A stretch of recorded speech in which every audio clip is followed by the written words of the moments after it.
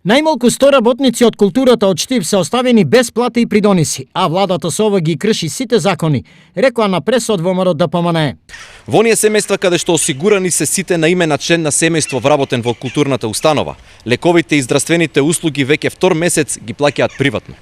Овие луѓе беа излажани пред изборите дека со потпишувањето на колективниот договор во културата ќе се зголемат платите во овој сектор.